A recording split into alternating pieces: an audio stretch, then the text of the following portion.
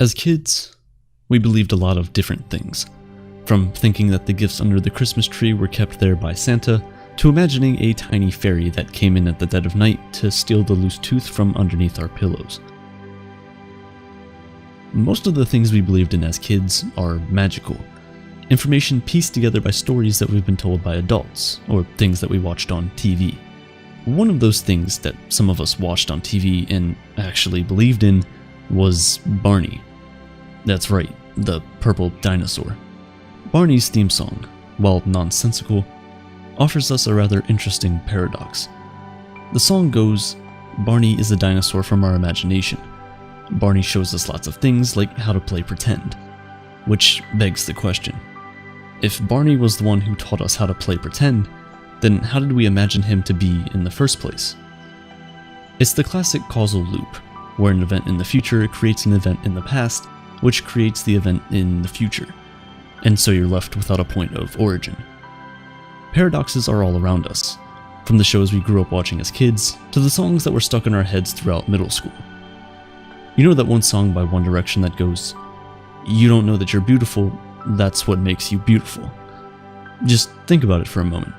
For her to not know that she was beautiful, she had to have been beautiful in the first place, which means that she couldn't have known what made her beautiful.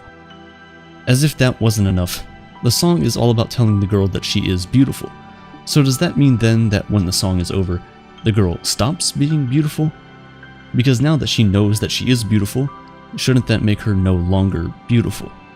But if she stops believing she's beautiful, doesn't that then make her beautiful again? It's a weird thing in that the more you think about it, the less sense it makes. Relationships are also weird. Two random people meet each other and decide that they want to spend all, or at least most of their time together. You're asking each other silly paradoxical questions like, if a person who can read minds and a person who can predict the future fight each other, who would win? Soon after, you're both in bed on a cold, windy night, sharing secrets you said you'd never tell anyone. You're lying down there with your partner in a windowless room, and then it begins to rain. You don't have any idea of what the weather outside is like. You have no weather app or anything like that. And so when your friend walks in and tells you it's raining outside, you don't believe them. In that scenario, your friend can say about you, "It's raining, but John doesn't believe it." And it would be perfectly acceptable. So why is it that if you say the same thing, "It's raining, but I don't believe it is," everyone in the room might think you've just lost your mind? Why is the second question absurd and not the first? Why is it absurd for us to say something that is true about ourselves? Speaking of truth, what do you think would happen to Pinocchio if he said the words, "My nose will grow now"? If Pinocchio's nose grows, then that means he was telling the truth, so his nose shouldn't have grown. But if his nose doesn't grow, then he just told a lie, and so his nose should grow. Some people don't consider this to be a paradox. The argument is that Pinocchio's nose would not grow because he didn't lie. He simply made a false prediction. But hey, where's the fun in that? A lot of the times we say things that make sense to us on the surface. However, on closer inspection, you quickly realize things are not as they seem. Let's say you go out and buy a lottery ticket knowing fully well that your chances of winning are 10 million to 1. It would be perfectly normal for you to conclude that you did not get the winning ticket. In fact, it would be considered a bit crazy for you to think that your ticket won. You'll also be justified in thinking that your friend, your uncle, your sister, his sister, their cousin, and their dog all have losing tickets. You look around you in the store, you're justified in believing that everyone you encounter will probably lose, and in turn that no ticket will win. However, knowing fully well that the lottery was fair and there must be one winner, you are justified in believing something you know to be false. Just how? This only goes to show that truth is relative. It depends on context, on knowledge, and perspective about the world. Because the truth is the only thing that you can prove with certainty is that nothing is certain. I watched a couple fighting outside Starbucks the other day. The woman turned to the man who was with her and in a slightly raised voice she said, "Deep down, you're really shallow." And while the rest of the coffee shop pretended that they didn't just hear that, I had to pause and think about it for a moment. If he had a deep down, then how can he be shallow? But I bet that's not what was in his mind. Or was it? For all we know, he was probably thinking of shallower thoughts, deep down in his heart. For a relationship to succeed, everyone in the relationship needs to trust one another. But this is real life, and sometimes people are insecure, and sometimes it's not their fault. Everything from anxiety to past traumatic experiences, the reality of the world forces us sometimes to be insecure. This is why people often find it easier to talk to strangers about their deepest, darkest secrets than the ones they claim to trust. It's the paradox of trust. We claim to trust this person, yet we fear they would judge us for our secrets. And on the flip side, we feel most comfortable telling people who we do not trust the secrets that could damn us. Not long before the couple finished their argument, the baristas in the coffee shop walked out to the little girl and her mom in the chair adjacent to me. They handed the little girl a tiny birthday cupcake and sang the happy birthday song to her. As she closed her eyes to make a wish before blowing out the candles, I quickly glanced around the room and I thought to myself, what are the chances that someone else in here right now also has their birthday today? And like most rational people, I concluded that it was far too unlikely. There were less than 30 people in the coffee shop that day, and there are 365 days in a year. So of course the chances that two random people would have the same birthday would be slim, right? Well, most people would say yes, but according to the birthday paradox, most people would be wrong. Because if there are 23 people in a room, there's a 50% chance that two of them share a birthday. Now to fully understand this one, we're going to need some math, so permit me to do a little bit of probability analysis here. Let's start small, with just two people. Let's ignore leap years or twins or any patterns that suggest babies are born more times at certain periods of the year than others, because those are just too confusing. Okay, say you and I are in a room together. There's a 365 out of 365, or 100% chance, that I have a birthday. I do. And a 365 out of 365 times 364 out of 365 chance that we both do not share the same birthday. Now, let's say one other person in the room joins us. The probability that this new person does not have the same birthday as either of us becomes 365 over 365 times 364 over 365 times 363 over 365, and that multiplication just goes on and on and on for however many babies you want. When you get to the 23rd baby, this incredibly long series of multiplication gives you the number 0.492, which is basically 49.2%. Now, this is the probability that we do not share a birthday. To find out the probability that two random people in this coffee shop do share a birthday, we have to subtract that number from 100%, which gives us 50.7%. If you don't fully understand the math, honestly, I barely did too. But it checks out, trust me. While we're on the subject of math, a teacher once walked into her class on Friday and announced that there would be a surprise test sometime next week. As she left the class, the students began to murmur to each other about when they thought the test would happen. One clever student stood up and told his mates that the test couldn't be given on Friday, because when Thursday comes around and they don't have the test, then they know that the test is on Friday. But it has to be a surprise test, so it can't be Friday. Because they already know it can't be Friday, if it's by the end of Wednesday and it doesn't happen, then they'll know it's Thursday, so it can't be Thursday either. The student continues his analysis for the rest of the week until Monday, and finally, he comes to the conclusion that the test cannot be given at all, since they would know, but the teacher said it would be a surprise. So when the teacher walks in on Wednesday and hands them their test sheets, the students are all surprised. How could this have happened? They all ask themselves, puzzled.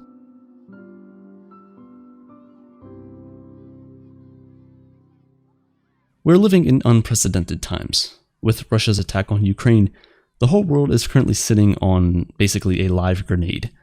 One wrong move from any of the world powers, and we could very well find ourselves in the middle of another world war.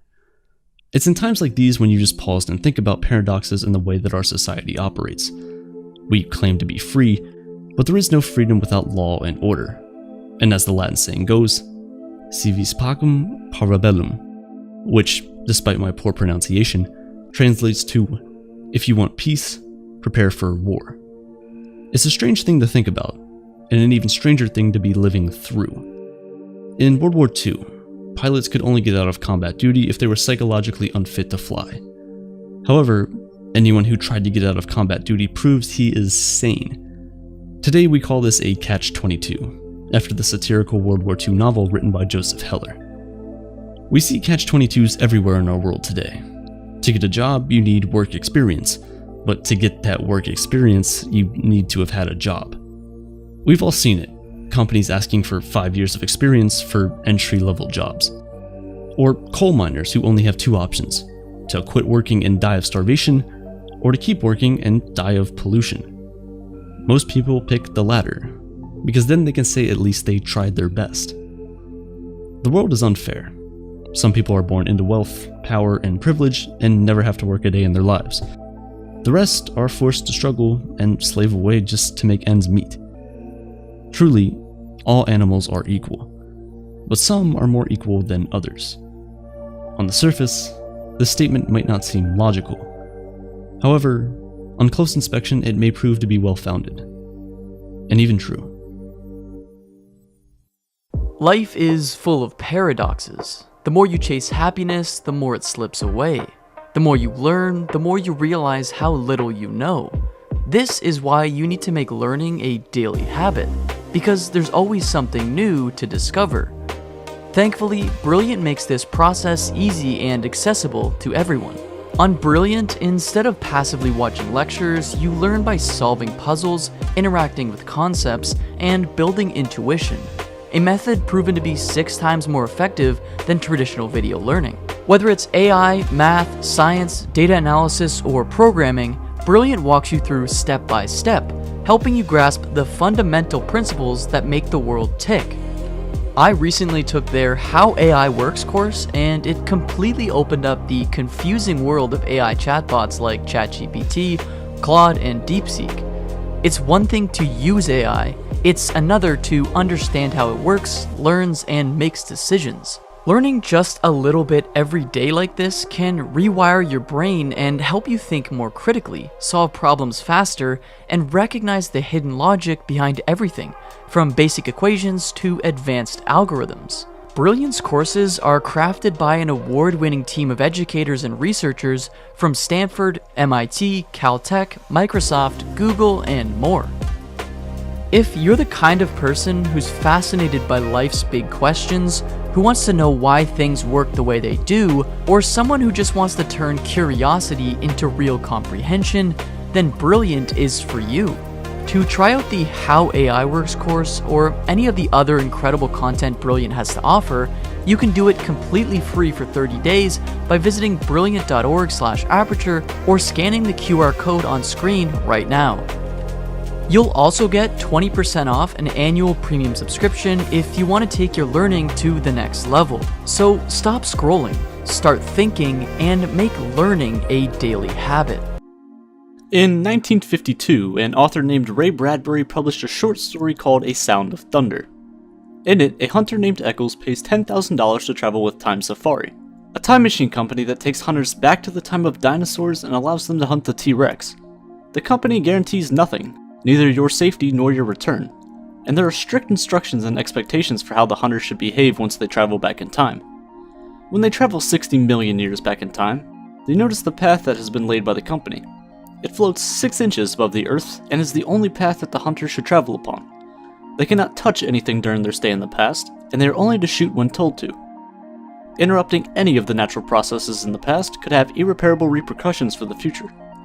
Step on a mouse, and you leave your print, like the Grand Canyon, across eternity.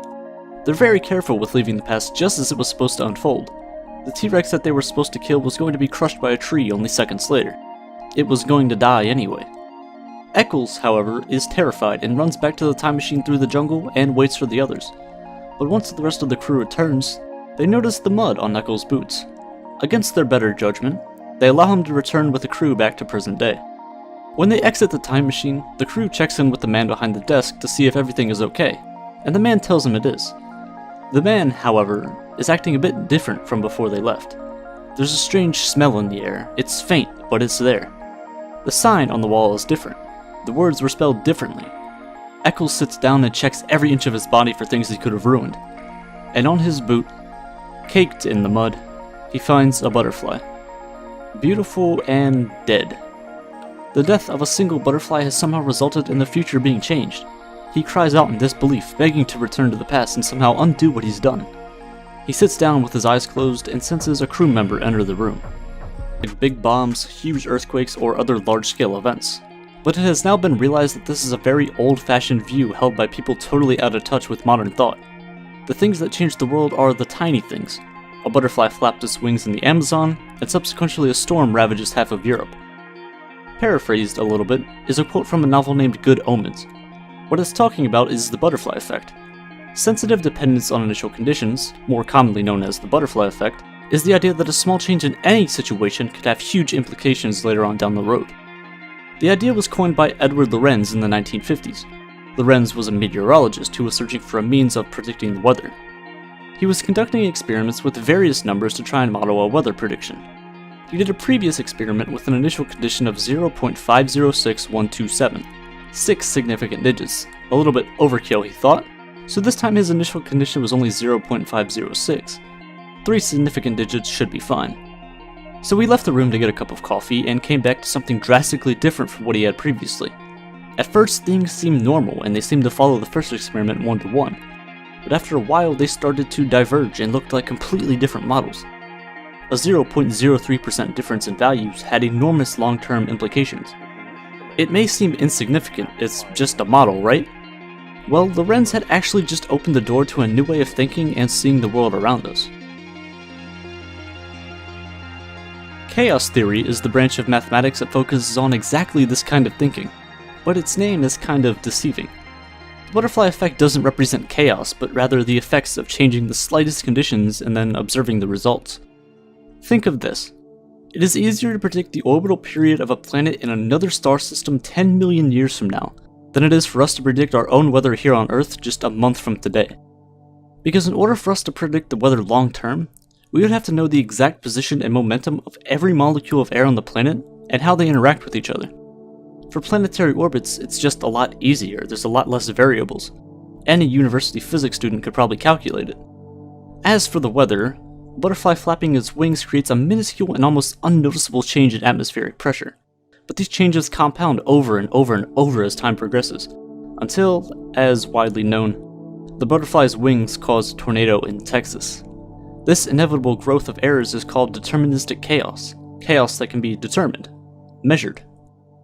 However, the butterfly itself cannot cause a tornado. The butterfly represents an unknowable quantity. We can never reverse engineer an event to find out what exactly tipped the system, there's just too many factors that could have gone into it. No choice you've ever made has been an isolated event. It's like a domino effect that keeps compounding over time. The world and society is like a network, and when a certain part of that network fails, it affects everything else. Chaos theory isn't random, even though it seems like it. To prove it, let's play chaos game. Take a piece of paper and make 3 points like such. We'll label them A, B, and C. Now, choose a random point in the middle of those 3 points. We'll just put it right here. Now, all you have to do is make a point halfway between your starting point and point A. From this point, make a point halfway between here and point B. Repeat the process for point C and continue this pattern, rotating between points A, B, and C. If you do this for long enough, you'll see something interesting start to happen. As more and more generations of these points are drawn, an image starts to emerge.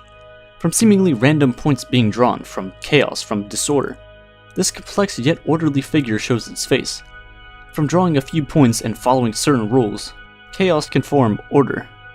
It's a fractal, they're infinitely complex patterns that are self-similar across any scale. This shows that, with enough time, random actions can have serious long-term effects. The butterfly effect isn't exactly how you'd expect science to be.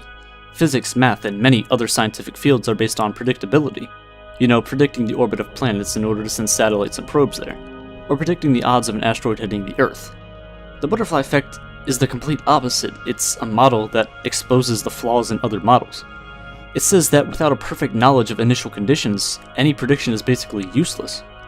But although the butterfly effect exposes flaws in other models, it also brings to light the impact that everything, including each of us, has. Jonas Salk is credited for having found the first vaccines for polio. Had he not discovered that at the time he did, the entire population of the planet today would be vastly different. Some people wouldn't have been born. Entire family lines may have been cut off due to the lack of a vaccine. Perhaps some of the largest companies today would not have been created if it weren't for this specific event happening at this specific time. During the Cuban Missile Crisis, a Russian nuclear-armed submarine was stationed off the coast of Cuba. American ships detected the submarine and began using depth charges to signal that the submarine should surface. The crew on board, though, took these depth charges to be bombs. The captain of the ship believed that war had broke out between the United States and the Soviet Union and ordered a nuclear torpedo to be sent immediately. Everyone agreed, except for one officer, Vasily Arkhipov. Without a unanimous vote, no action could be taken, and thus World War III was prevented. This one man's decision is the reason that the United States and Russia today aren't nuclear wastelands. The butterfly effect affects everything. Do you really have control of your life? Like, everything? No, but you and I have huge effects on the world as well. The butterfly effect is not to get leverage. It's not saying that every small thing always has a big impact. If that were true, then in a way you could manipulate it. Think of it like Jenga. You take away a certain block and things can be just fine. But another block, that one special block, if removed, causes everything else to fall apart. The reality is you have no idea what thing, or what block, will change your future, so everything has a say in it. For example, you watching this video will take up about 10 minutes of your day, whether it's for a good reason or not. Could me watching a movie, or listening to a song, getting a video idea from it, researching it, writing it, editing it, and uploading it to where you see it on your YouTube feed at a specific time prevent something bad from happening to you? Maybe you watching this video prevented you from going to the store 10 minutes early, where if you had left 10 minutes ago, a car that runs a red light would smash into you in an intersection, killing you.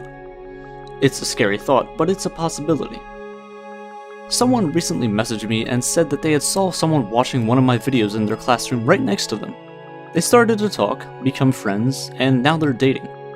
If YouTube wasn't a platform, if I hadn't had that specific video idea, that wouldn't have happened, and maybe those two people would have never met. But it goes much further than that. Everything has led you and I to this very moment, literally everything. Because the universe exists, because the universe is expanding, and because the temperature of the universe was just right to the point that stellar nurseries can form stars, without those stars, we wouldn't have supernovas. Without supernovas, we wouldn't have iron. Without iron, we couldn't exist. Every day you breathe, I hope, and when you exhale carbon dioxide. This carbon dioxide, through the help of plants and photosynthesis, creates more oxygen. Oxygen that people hundreds of years from now might breathe. Everything you do, no matter how small it is, will change the future in one way or another. People who lived hundreds of years ago have had an effect on the world as it is today. The things you do today will ripple throughout time. The small things you create today can be the big things that the next generation builds upon. In a way, you can live forever. So the next time something big happens in your life, just think, it didn't happen by accident. Just as the butterfly effect suggests, everything you do today will change your future drastically.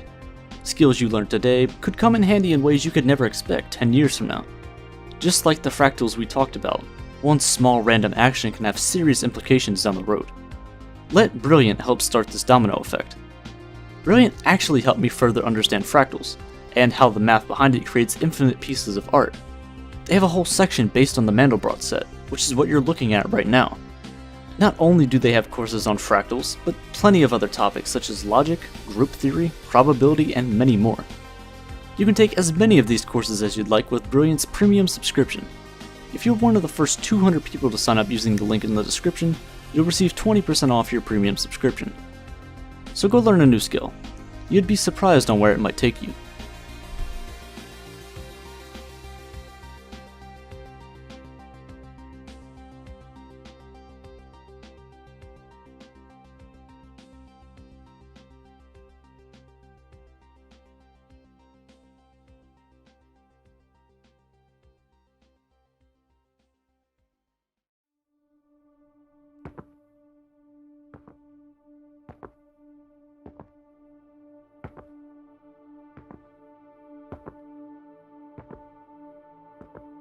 You find yourself walking down the street with your morning coffee in hand as your brain is flooded with the dozens of issues and problems you need to deal with. Maybe it's a relationship that's on the rocks, a pet that needs to go to the vet, but you know that paying that bill means you might be short on rent this month. Or the fact that the very coffee you're drinking is probably going to keep you up all night worrying, but you kinda have to drink it anyway or else you can't survive the day. You're working a job you hate just so you can make ends meet. You're experiencing an existential crisis, and it's in moments like this that we start to question everything we've been taught about life. Why are we doing any of this? Like Sisyphus in Greek mythology, life feels like we're forced to push a boulder up a hill, only for it to roll right back down. How can we live a life of meaning when it feels like nothing in the world makes any sense? If you find yourself grappling with these questions, there are different philosophies that can help provide answers. The first is Existentialism, which challenges you to embrace your newfound freedom and use it to create meaning amidst life's unending uncertainties. Highlighted by philosophers like Friedrich Nietzsche and Soren Kierkegaard, existentialism never truly found its way to mainstream acceptance until the emergence of the 20th century philosopher Jean-Paul Sartre. Through Sartre, we've come to understand existentialism as a way to confront life and its fundamental absurdity. It's a belief that urges us to embrace our individuality and forge our own paths in defiance of an indifferent universe. You'll see more of what Sartre meant by his words that open this video as we get further along in outlining what all these isms mean in our lives. To fully grasp existentialism, we'll first need to examine the teachings of Plato and Aristotle. Both believed an individual is born with attributes intrinsically linked to that person's identity, which they deemed to be their essence. Even objects we share this universe with, like trees, possess an essence. A tree has roots, a trunk, branches, and leaves. Although many kinds of trees exist, these qualities define an individual tree's essence, which makes it very different from every other tree on the planet. Essentialists like Plato and Aristotle believed that essence exists before we're even born. For example, essentialists from the industrial age will tell you that the essence of a man is in his role as a provider and protector, even though many today no longer believe that to be true. Similarly, on a cultural scale, essence plays a significant role around the world. In Japan, the concept of omotenashi, or serving others wholeheartedly, is a form of essence. Essence gives us a purpose. It's the idea that something exists outside of us that we have to live up to. We are tasked with living up to that purpose, and it's something we always seem to be in search of. The world operated under this belief for a large part of human history, thanks to institutions like religion and tradition. But while these beliefs are based on the idea that essence comes before existence, existentialists believe the opposite, that existence precedes essence. They believe that we come into this world with no predetermined purpose, and that we have the freedom to define what our essence is on our own terms. A figure like Prince Harry from the British royal family represents existentialism in an interesting way. Born into what many would consider a strong and unbreakable essence, he decided to walk away from that life in pursuit of freedom and love. Redefining his life outside of the confines of royalty, his decision mirrors the existentialist principle that freedom comes with a profound level of responsibility. Man is condemned to be free because once thrown into the world, he is responsible for everything he does. This quote from Sartre highlights an important aspect of the existentialist plight. Everyone is fully accountable for their choices, therefore we must confront the consequences of our actions. Existentialism asserts that individuals aren't bound by societal or religious norms. In other words, you don't have to subscribe to the meaning given by society's figures of authority. You might suddenly realize that your teacher's sense of meaning is pointless, as is that of your parents and even the leaders of the country in which you live. Why should you listen to them when they don't get to determine your essence? It sounds tempting to be completely free from the shackles of society, but being an existentialist almost means accepting the consequences that come as a result of rebelling against conventional authority. On the flip side, if you choose to live according to a predetermined rulebook for life, you are living in bad faith. Deciding to quit your hectic construction job in exchange for your artistic passions is a worthwhile pursuit.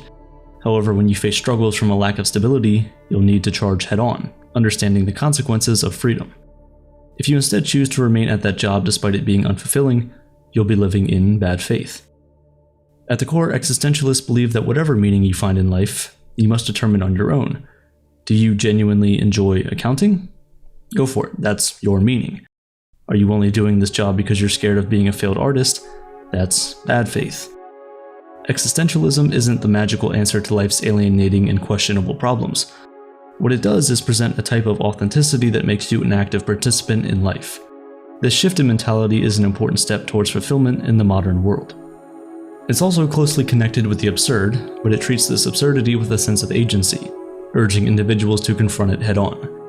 We are encouraged to engage with the absurd in pursuit of meaning and authenticity. While existentialism grapples with an individual's search for meaning in an indifferent universe, absurdism takes things a step further. Why should you search for meaning when existence itself is absurd? To an absurdist, life is inherently meaningless, and so every attempt to find meaning or purpose is futile. Absurdism embraces the inherent contradictions of life without succumbing to nihilism or despair. Rather than seeking to discover meaning or purpose, absurdism encourages individuals to confront their existence with defiance. Albert Camus, a 20th century philosopher, believed in absurdism as a form of philosophical rebellion against humanity's search for meaning. Much of history centers on a belief in an ultimate answer that will provide a sense of relief to life's unending cruelty. For a figure like Camus, the absurd emerges as an answer to nihilism's despair, and a humbling truth to existentialism's demand for meaning. Camus wrote, "The absurd is the essential concept and the first truth. Much like taking the red pill in the Matrix, acknowledging the absurd is seen as the first step to living in reality. Do you get extremely self-critical after falling short on personal goals you've set for yourself? In the eyes of an absurdist, there's no point to that despair. After all, you can find freedom in the fact that it's all ultimately meaningless." This newfound insight can be a powerful push towards healthier, more detached thoughts. For an existentialist, finding your own meaning might feel satisfying, but to an absurdist, true freedom exists in rejecting the concept of meaning. What happens when an existentialist's meaning is scrutinized, challenged, and broken down? In absurdism, meaning is a futile endeavor when life flaunts its indifference without warning. Existentialism offers a compelling response to absurdism. Instead of choosing to cave into despair, it encourages us to actively engage with life. After all, authenticity, self-awareness, and a pursuit of meaning are core tenets of this philosophy. While absurdism may lead to total apathy from a lack of passion, existentialism tasks us with taking ownership of our lives. Even when things don't go the way you might have intended, it's important to avoid falling into an autopilot routine. If you suddenly lost your dream home in a fire, absurdists might question why you were ever attached to that home in the first place. With existentialism, you are challenged to acknowledge the pain of loss while recognizing the significance of your attachments. Losing a home is undeniably tragic, but we are encouraged to find meaning in response to this adversity. That quest for meaning can lead to a deeper appreciation for your bond with your loved ones. Existentialism lets you dig deeper when it seems like all hope is lost. In many ways, it's a celebration of the indomitable human spirit. Meaning can be found anywhere and everywhere, and as an existentialist, you have the choice and ability to find purpose and fulfillment no matter what. Should we really do anything about life's inherent lack of meaning? Why react in the first place? Existentialism is often at odds with nihilism. It's no surprise, as nihilism is the warmest embrace one can give to life's hopelessness. While an absurdist advocates for defiance of life's absurdity, a nihilist doubles down on its meaninglessness, adopting despair towards life. Although existentialists must find a meaning of their own, for nihilists, nothing comes next once the meaninglessness is acknowledged. Life is meaningless, so we must act accordingly. Nihilism is often associated with the German philosopher Friedrich Nietzsche. While he was never a strong advocate for this philosophy, Nietzsche presented nihilism as a consequence to the death of traditional values. God is dead, God remains dead, and we have killed him. To Nietzsche, losing the once default belief in God presents a predicament that ultimately leads to nihilistic thoughts. You can think of nihilism as the default state of humanity when God and the premise of a supreme being are out of the picture. While nihilism is rooted in despair, certain aspects of this concept provide insightful reflections. In fact, there's an active or optimistic type of nihilism that exists. Optimistic nihilism challenges conventional values, seeing the removal of traditional meanings as an opportunity to sprout new moral and cultural horizons.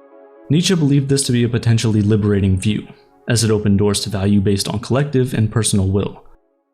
Optimistic nihilism exists in our world, and it manifests in some interesting ways. A figure like Elon Musk, who claims to have read Nietzsche at age 14, represents this philosophy quite well. Even if his personal opinions are questionable, his outside-of-the-box approach to technology and space exploration challenges old wisdom and expectations. SpaceX is a company that revolutionized the cost of space exploration. Many people would avoid taking on a government-backed organization like NASA, especially when so much of the science is locked behind classified information. With optimistic nihilism, one unlocks the ability to push significant boundaries that were left untouched due to strong, long-established beliefs.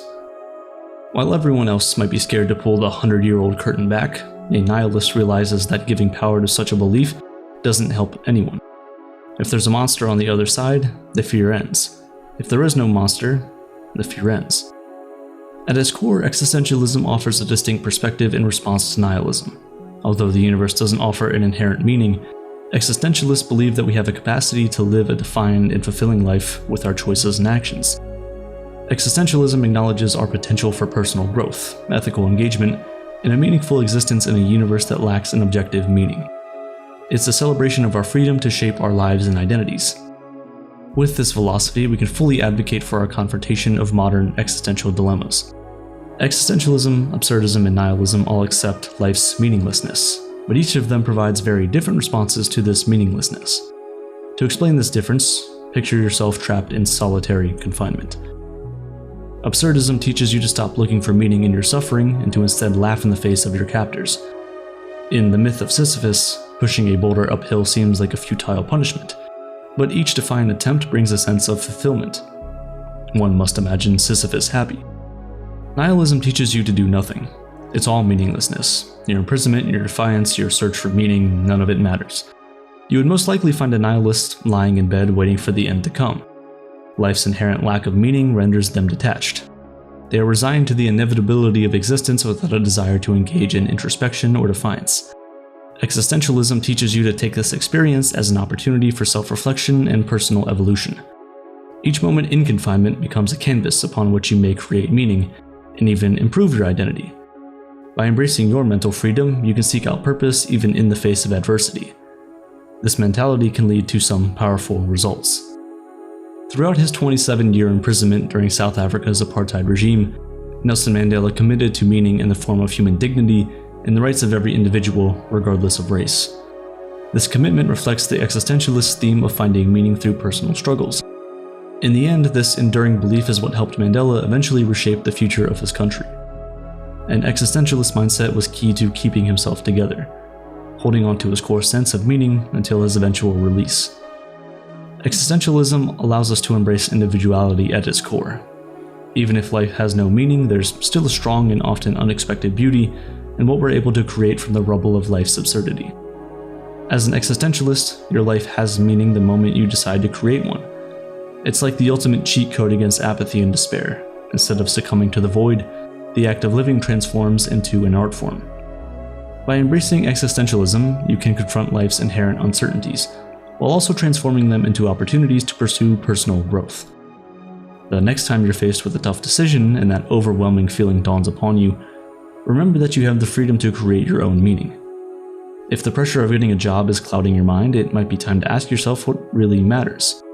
Take some time to reflect, ponder your next steps, prioritize what makes a meaningful life in your heart, and decide for yourself what your life should be. Once you feel like you've figured it out, you can begin to live authentically. Even if you're working in a field you lack passion for, you should work knowing that you intend to change things soon. Never succumb to bad faith, and you'll be able to take on life's absurdity with a head held high.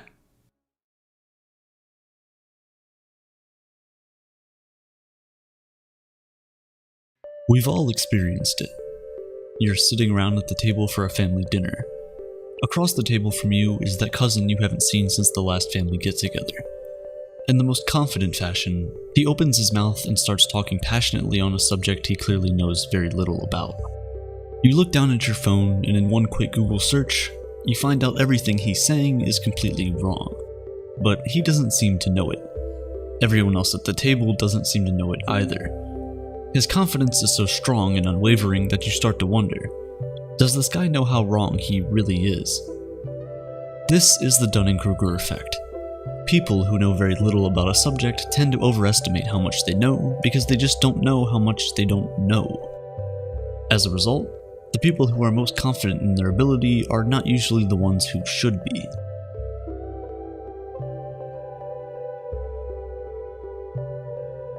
The term Dunning-Kruger is named after the two scientists who first discovered this psychological phenomenon, David Dunning and Justin Kruger. In 1999, they carried out research titled Unskilled and Unaware of It, where they tested a group of people on grammar, humor, and logic. In the first experiment, the 65 participants were asked to rate jokes they thought people would find funny. The people who personally felt they were excellent judges of humor were the ones who did the worst on the test. Dunning and Kruger then put the same participants through varying degrees of grammar and logic tests, and the results always came out the same. For the most part, The people who scored the least were the most confident going into the test, and overestimated how well they did afterwards, while those who scored the most overestimated how well everyone else did. Now you might think, how does this really happen? Surely you should just know when you fail a test, right? You have that gut feeling, and after all, you're the one who wrote it yourself. But that only happens when you know nothing about the subject at all. When we learn just a little bit about that subject, we start overestimating how much we actually know. We are aware that we know about the subject, however, we don't know enough to know that there is still so much more to learn. We are not yet skilled enough to accurately assess our knowledge and abilities, so we think we know much more than we actually do.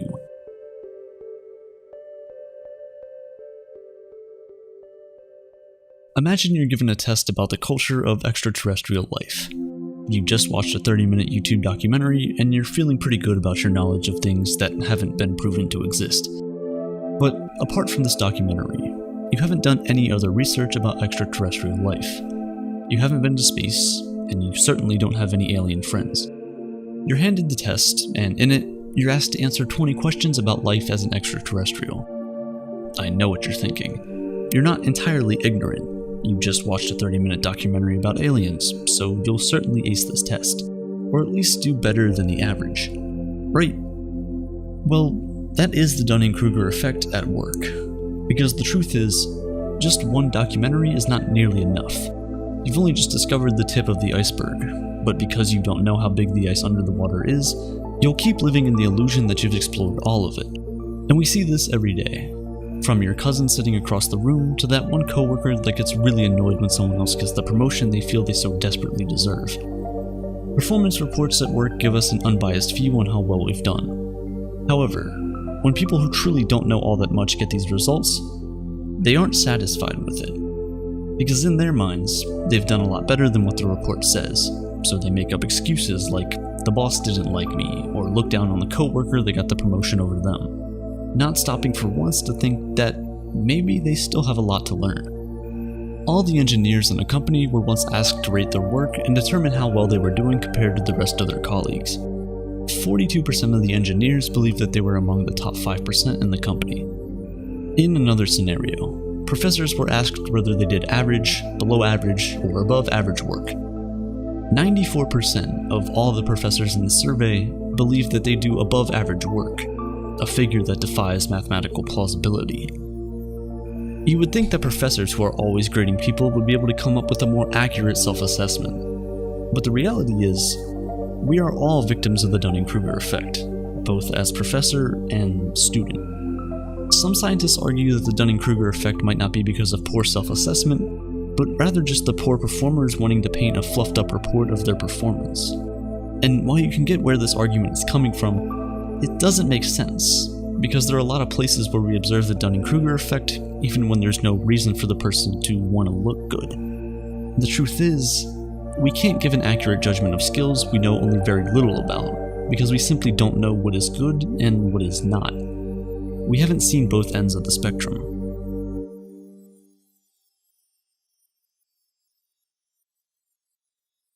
Metacognition is the awareness of your own thought processes. It's being able to plan, monitor, and access your own performance and understanding. It's like your brain's way of grading itself. In their research, Dunning and Kruger discovered that the less people know about a subject, the lesser their metacognitive ability around that subject. This is what makes them unaware of their own incompetence. And this is a very strange thing, because it means that oftentimes, the loudest person in the room is usually the one who knows the least. Bertrand Russell said this in 1951, and it still rings true today, even now more than ever. Because although he thought it was just a thing of his time, it wasn't. It was simply the Dunning-Kruger effect at work. The sad thing is that people who know the least are also the people who are least likely to take up a learning opportunity. Think about the 42% of engineers who believe that they were in the top 5%. They'll most likely ignore any opportunities to learn from their colleagues, because they already believe that they're the best. On the other hand, the people who are the best don't realize that they're so special, so they don't try to teach others, even when they're the ones that should be doing that. In the end, the company remains stagnant. Life is very much like this company. Go on the internet today, and the loudest voices are the ones who know the least. Everywhere you turn, there's a fake guru trying to teach you how to become a billionaire overnight. They have very little knowledge, but that doesn't stop them from selling $1,000 courses with the same basic information that you can get just by Googling the right things. The sad thing is that most people buy into their confidence and certainty only to realize too late that it was all bravado and no substance. Now more than ever, misinformation is a bigger problem than ignorance. People briefly glance through a topic and they instantly want to start teaching others. They don't take their time to actually read past the first page of the instruction manual before screaming at the rooftops about how much they know. Or how much they think they know. So, more often than not, we're listening to the most confident people and not the most reputable. We accept information from the person who speaks the loudest, rather than the person who is the most knowledgeable. From 5G death scares to anti-vax campaigns, people are constantly satisfied with knowing the bare minimum.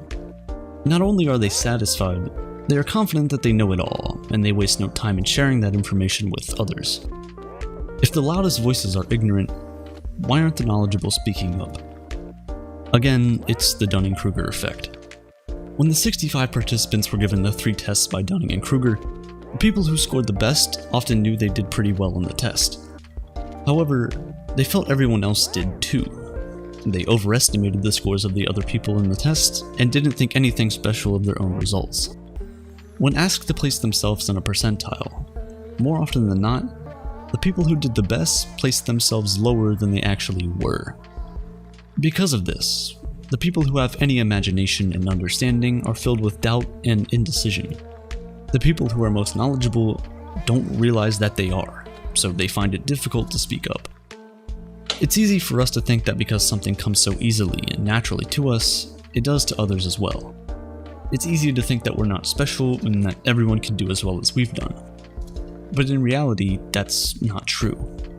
In fact, if you think your work is not good enough, then it's already probably better than most. Because unlike the people at the bottom of the percentile, you know what you don't know, so you are more willing to improve.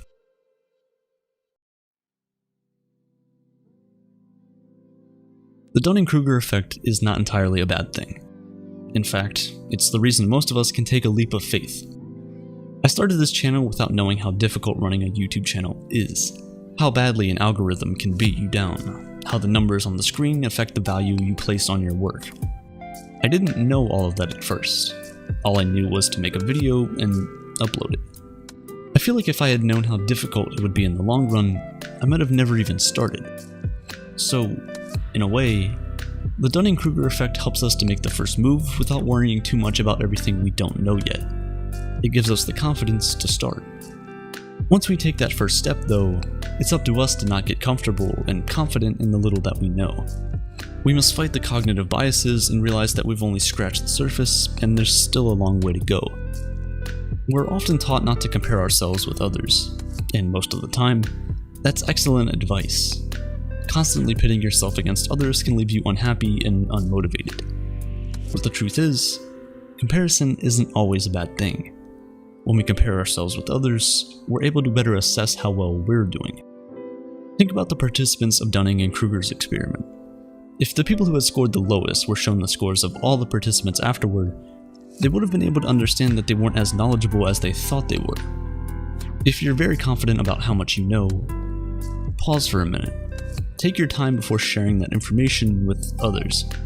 Question your long-standing views and opinions, because there might just be new information that has come to light to disprove what you hold so dearly to your heart. Be open to feedback and criticism. While it's true that people shouldn't discourage your dreams, you need to understand that sometimes you may be overestimating your skills. So take the criticism and consider it carefully. If you do, you're most likely going to learn a thing or two that you didn't already know.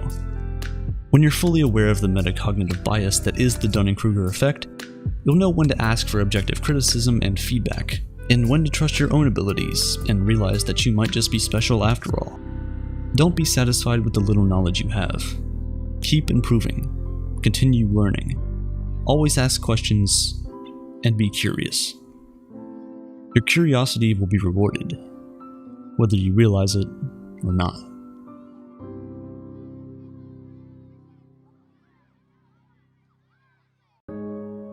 You are a chicken. Yes, you. You look around and sometimes wonder why your owner takes such good care of you. At first, you're not sure. You're skeptical. What if he sends you to the slaughterhouse? You've never been there, but you know very well none of your friends have ever come out of that place. You remain on high alert for when that fateful day might arrive. But it never does. Days go by, and then weeks, months, even years. You are now convinced your owner loves you more than any of these other chickens, and he would never do anything bad to you. Each passing day is additional evidence to say that you will live for the next. 1,000 days go by like this. 1,000 beautiful days. Until, of course, the 1,001st day, when the illusion of safety breaks, and you end up on someone's dinner plate. You should have never crossed the road. Now imagine how betrayed the chicken must have felt when it was being taken to that terrifying part of the farm. Given the 1,000 days worth of evidence, the chicken's trust in its owner was ironically at its highest level when it was eventually slaughtered. Perhaps, if it wasn't so foolish to believe that it was special or unique, maybe it would have at least been spared the feelings of betrayal. That one final day completely changed the outlook of the chicken's life. That one piece of evidence outweighed the previous 1,000 days. And it's not even a contest. This is something known as a black swan, a single event or observation that comes as a surprise with disproportionate consequences, radically changing our outlook about something. People used to think that swans could only be white, until they saw a black swan, which basically reshaped the way people thought about what is out there. Nassim Nicholas Taleb wrote a book called The Black Swan, The Impact of the Highly Improbable, to study this very phenomenon and shine light on how vulnerable we are to black swans, and how we are only becoming increasingly more vulnerable with each passing day. In his book, he talks about some fundamentals of epistemology that limit our ability to understand the black swans before they happen. But first, let's talk about why our modern society, as technologically advanced as it is the perfect nesting place for a black swan event. Let's say we're going to weigh a few thousand people, and at the extreme end of that sample contains the heaviest person in the world. So long as that person is subject to biological constraints like the rest of us, it doesn't really matter how much he or she weighs. Let's say 2,000 pounds.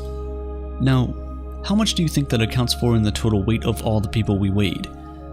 The answer is probably less than 0.5%. It shows that even a crazy outlier like a 2,000 pound person doesn't really overwhelm the average.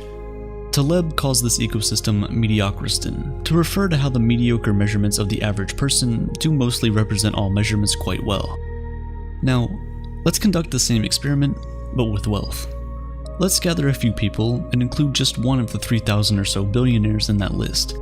How much do you think that billionaire accounts for in the total wealth of all the people in that sample? An overwhelming majority, almost always close to 99%. Contrary to the first scenario, here the outlier overwhelms everything else. Taleb calls this world extremiston, as it rewards a few people extremely well, but leaves basically nothing for the others. Taleb says that the modern world is composed of circumstances that are geared towards extremiston, not mediocriston, because money, for all intents and purposes, is just a number in someone's book. The vast majority of money is completely digital. It's not subject to physics laws or biology to constrain it to minimal variance. Sure, most people don't make that much money, but a few people can make a lot of money. Similarly, if you want to consider musicians, most musicians don't sell that many albums, but a few artists sell quite a few. You can conduct the same thought experiment with book sales, scientific publications, shoe brands, and so on. Point is, the modern economy is very much a winner-take-all system that rewards a very small number of people with a disproportionately large portion of the pie. If it was more like the weight example we just talked about, you wouldn't expect the outliers to be so wild. But the fact that they really are indeed so wild just goes to show how unpredictable the environment we're living in really is. The forecasts we take for granted today often fail to take into account the true nature of this unpredictability, these black swan events. You might be inclined to say that, no, these billionaires put in the work day in and day out, and therefore they can enjoy the fruits of their labor. Indeed, most of them probably worked really hard.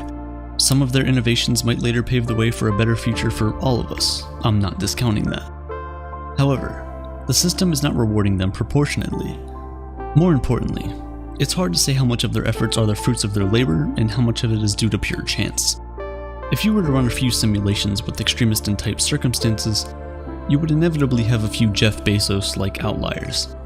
We may be biased into thinking that we understand what causes Bezos-like outliers in our society. You know, the usual. Think out of the box, start a revolutionary company, work extremely hard for a few years, and then smell the roses. Happily ever after. We've all read the autobiographies. We've all watched the documentaries. However, when was the last time you read about a person who did all of those things and failed? When was the last time you saw shelves of books about people who failed? Chances are, probably never. These stories just never really quite make it. There is an epistemic bias in all of this. Taleb says, "Now take a look at the cemetery.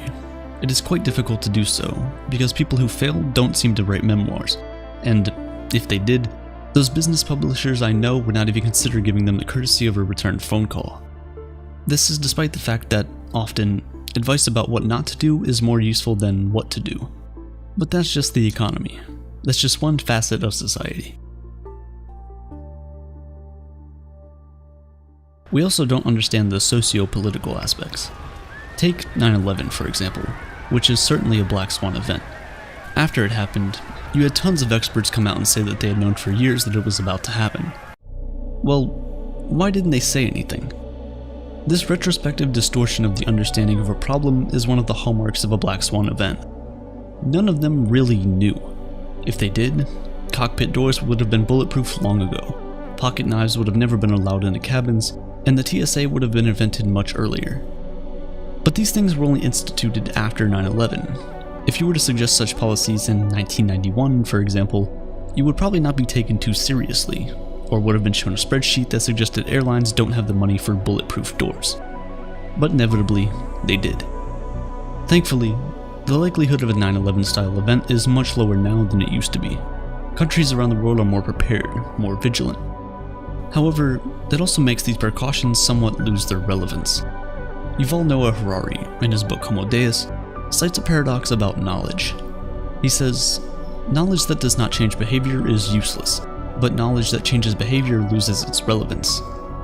The more data we have and the better we understand history, the faster history alters its course, and the faster our knowledge becomes outdated. Despite the measures we have taken for a black swan event like 9/11, that does nothing to improve our odds against a future black swan. If anything, it might lure us into a false sense of security, and in fact worsen our chances of coping with the impacts of the next highly improbable event. We tend to convince ourselves that we understand risks once we have understood a game of dice or blackjack. However, trying to approximate the risks in real life with the same methods used in a closed-loop artificial game is simply oversimplification, a mistake that we commit daily. This, Taleb calls, is the ludic fallacy. We learn simple games and immediately conclude that the stock market works in the same way, even though one of these things lives in mediocristan and the other lives in extremistan. If the markets were well understood, do you think something like GameStop or AMC would have ever been allowed to happen?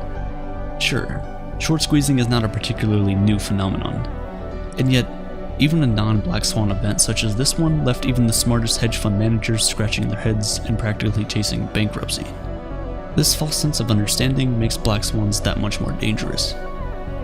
There are other reasons why we are increasingly more vulnerable to black swans. Taleb said whereas in the past people might have been studying different kinds of literature and diving deep into a locally developed set of ideas, today, arguably the most read book is Harry Potter.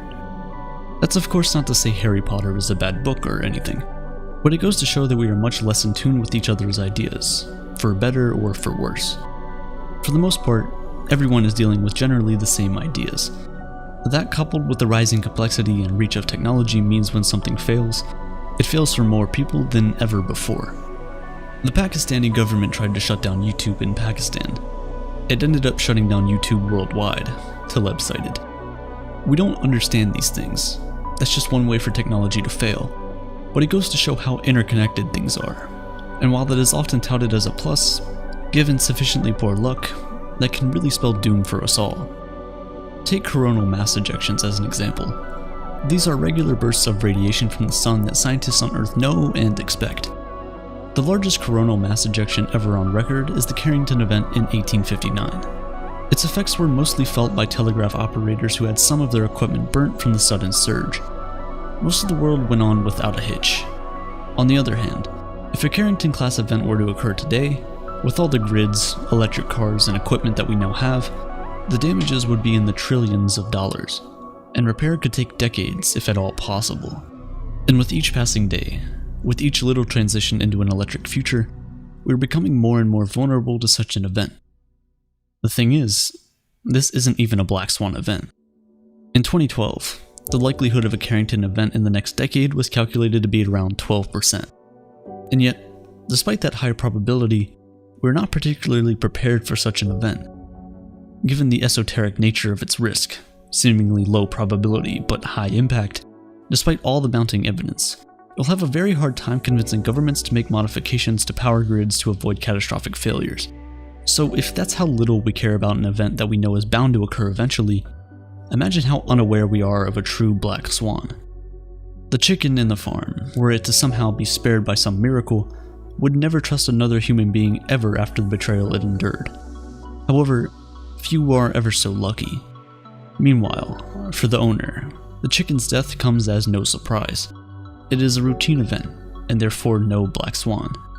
The idea of a black swan is therefore relative to the knowledge one possesses.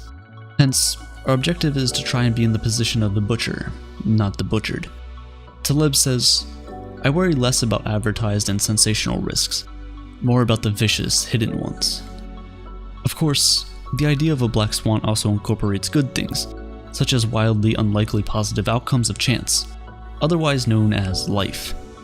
The odds of being born are 1 in 400 trillion. But to be fair, I just unfollowed my own advice. Such a thing can't really be predicted, can it? For all we know, and for all we don't, being born is an unimaginably unlikely event that nobody really predicted. So if you are alive, whatever that means, in the end, we're actually all the black swans we've been trying to avoid the entire time. Ironic, isn't it? Sleep is good, death is better, yet surely never to have been born is best. These lines close a 17th century poem by German writer Heinrich Heine. The piece is titled Death and His Brother Sleep, compares these two states, suggesting that we experience a bit of death each time we fall asleep. While sleeping, we glimpse the void and briefly know what it would feel like to no longer exist. Some might find it unsettling to conceive of sleep as a practice for death, but when your head hits the pillow every night, where do you go?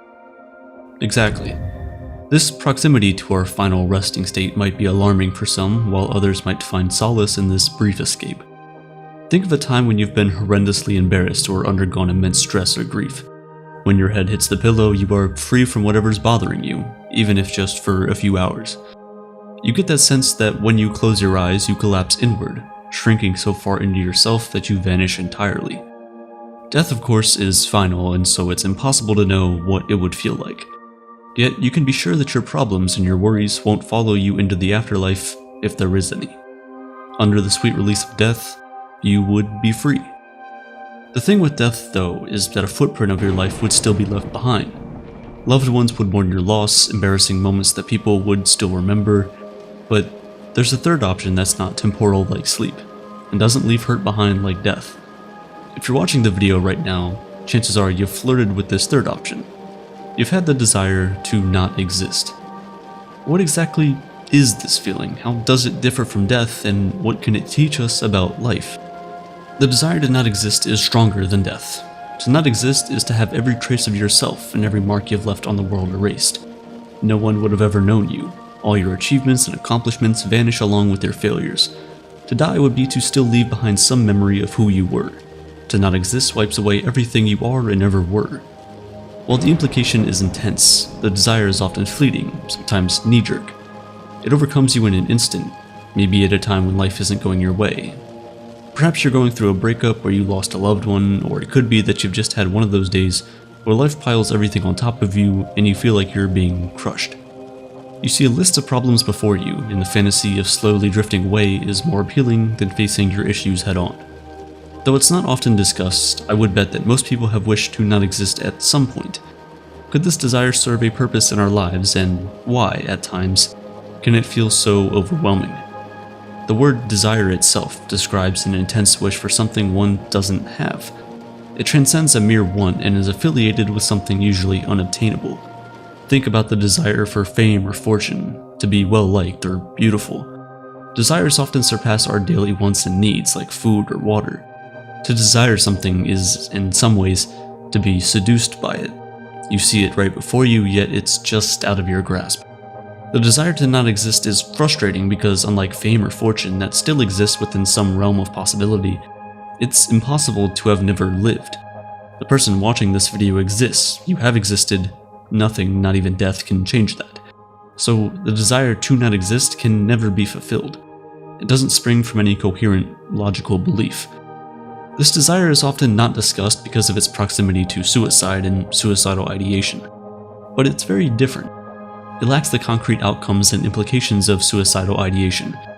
The desire to not exist can never come true, while death by suicide is unfortunately obtainable. Although it can never happen, this feeling can still be overwhelming. If you think about it too deeply and too often, it can quickly lead to a terrible mental health state. If you experience this desire in a way that's becoming overwhelming, you should seek professional help. For most people, though, this feeling of never having been offers a way to cope with the heavy burden of life. It provides temporary relief from whatever you're going through and helps to decenter you from your experience. By imagining a world without you, you understand how insignificant many of life's problems are. If the odds shifted by even a minute fraction, you wouldn't be here today and none of this would matter. So why should it bother you so much? If you find comfort when you imagine your non-existence, I would encourage you to look further into nihilism. A nihilistic worldview detaches meaning from all realms of reality. It's the philosophy of meaninglessness, after all. When you turn that inward and apply it to selfhood, technically from a nihilist point of view, you already don't exist. Throughout your time here on Earth, there is no such thing as the coherent self. Nihilism might sound scary initially, but it doesn't have to be. We made a video about optimistic nihilism that I think would be really good to explore. On the other end of the spectrum, though, there's a different philosophical school of thought that centers very heavily on the existence of the self. René Descartes and other philosophers center their thinking around the existence of the self. Because you know you're thinking, you can perceive that you're conscious of your mind, proving its existence. All other aspects of reality can be thrown into doubt. How can you know that an apple is really red, or that the people in front of you are really here? Couldn't a malicious force be deceiving your every perception? Your existence seems to be the only thing you can be sure of, and while most people don't live in as much constant doubt as Descartes' philosophy suggests, most of us do experience the self as tangible and coherent. I think, therefore I am seems ingrained in our daily lives, and most of us, except for the hardcore nihilists out there, go about our days with the knowledge that we are.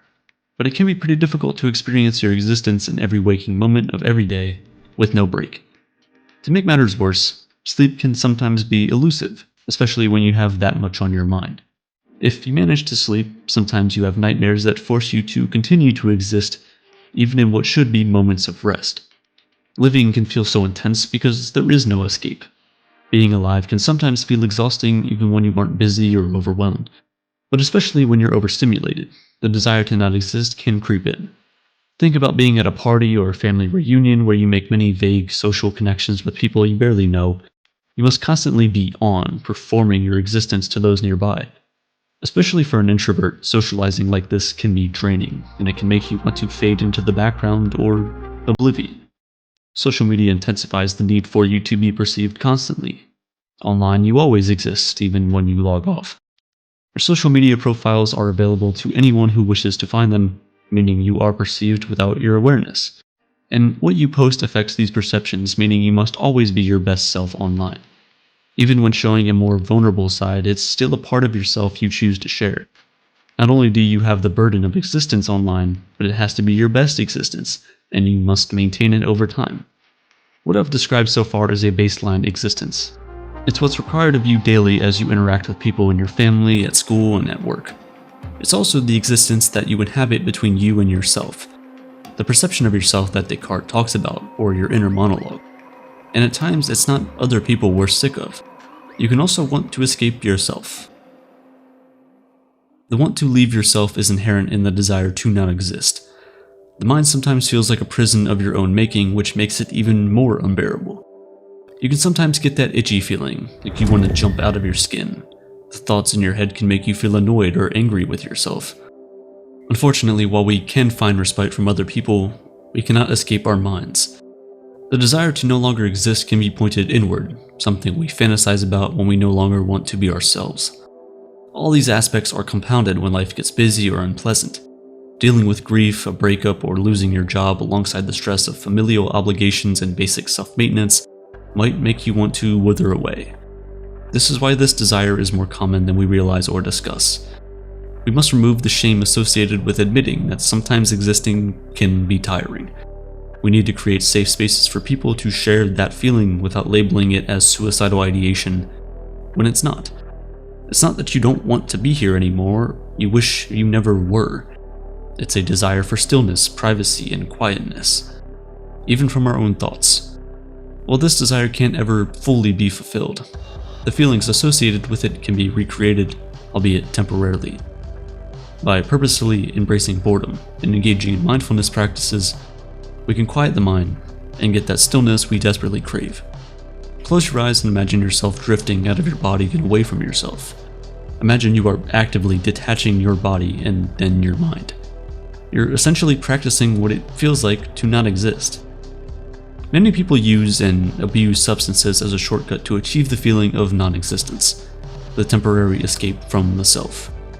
This method is unsustainable and will probably make you feel worse about yourself in the long run. We underestimate how caught up we are in ourselves and how much our existence weighs heavy on our minds. It can feel excruciating to be alone with yourself when all you want to do is escape yourself. But trying to do the opposite of existence in a healthy, sober way might satisfy your want to disappear, and when you do return to yourself, instead of feeling the crash after a dopamine hit, you'll feel calmer, ready to face all that comes with existence. Watch this video next to understand the power of meditation and how you can use it to temporarily fulfill the desire to not exist. To be alone forever. Some people's greatest fear. A table for one at a fancy restaurant, falling asleep in a cold bed, a quiet, empty house. With no one to share your wins and losses with, no one to witness your happiest moments or comfort you in your most difficult ones. It's that sinking feeling in your chest, imagining that you're unlovable and undesirable and fearing you might remain that way forever. If you're single, there's a high likelihood that you've felt this way before, and if you have, there's no reason to be ashamed of it.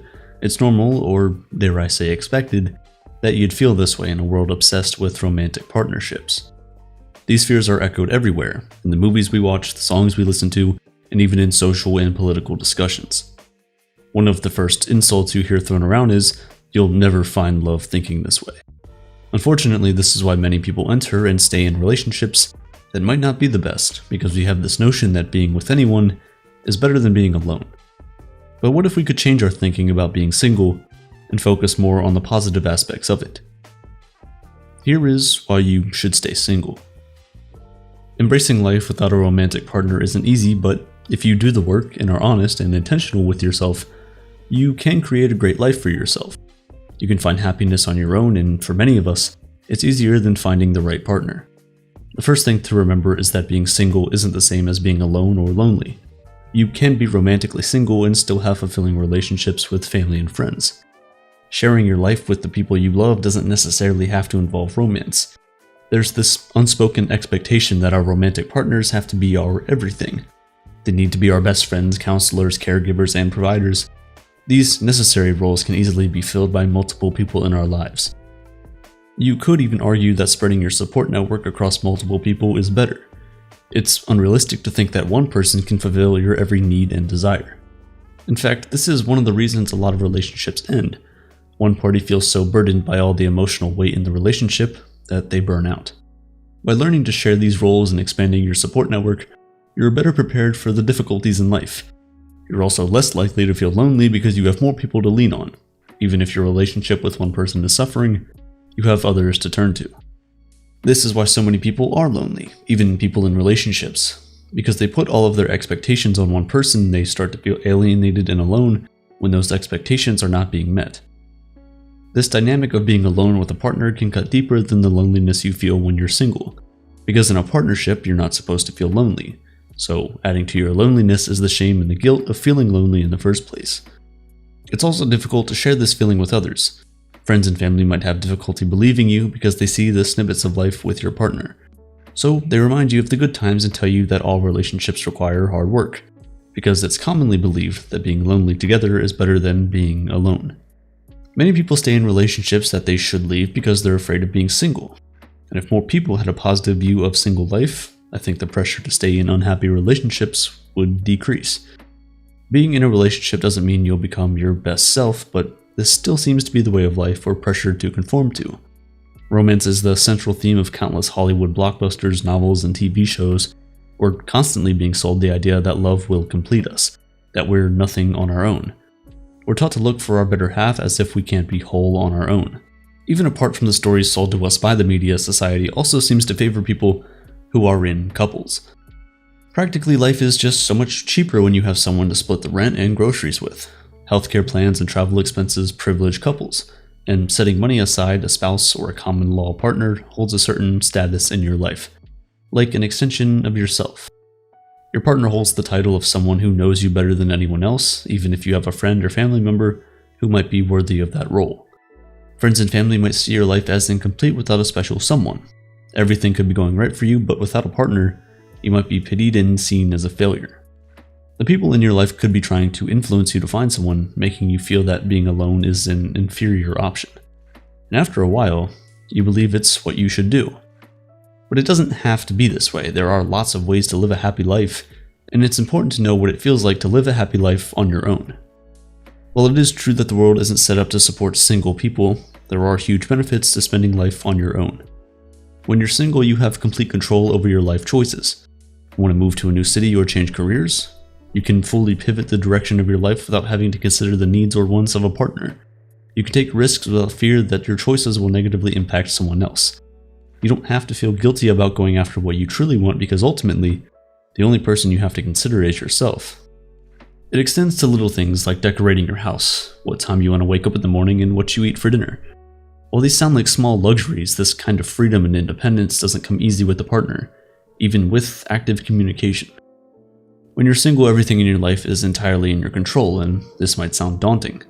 Some people prefer being told what to do. It's why a lot of people are stuck in codependent relationships that they can't get out of. But being single forces you to work through any of the issues of dependency you might have. The control you gain over your life allows you to develop a sense of self and to figure out who you really are and what you want out of life.